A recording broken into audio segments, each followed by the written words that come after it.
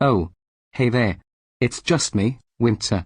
And today, let's talk about crossovers. Now, to all my newbies out there, to give you the simplest definition, it's basically a mashup of two existing licensed properties collide with each other to make a certain story or episode.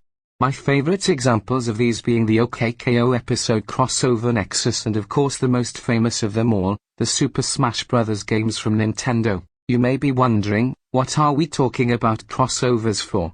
Well, recently, while browsing through DeviantArt for some crossovers by my favorite deviants Finn Jr. 63 and Afro Otaku 917, I stumbled upon a fairly new deviant by the name of MatthewDraws9066. When I first checked his gallery, well, let's just say that I'll probably never look at crossovers the same way again at some point in time. But anyways, without further ado, let's review and look deeper into his content, shall we?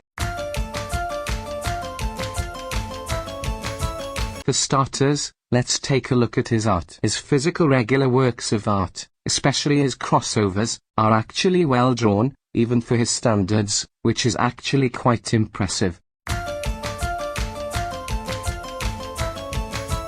However, sometimes and occasionally, he'll switch it up and focus on his crossovers. But this time, it's not a drawing or sketch. It's when he uses a photo editor and just slaps a bunch of ping images of his favorite characters to make it a crossover, which honestly to me keeps reminding me of those poorly made Pooh's Adventures posters that follow the same formula as Matthew's. Now look, I'll know that drawing and or sketching out characters can be time consuming sometimes, but still, if you overuse it, it'll just make it lose some of your artistic skills and talent if you get me.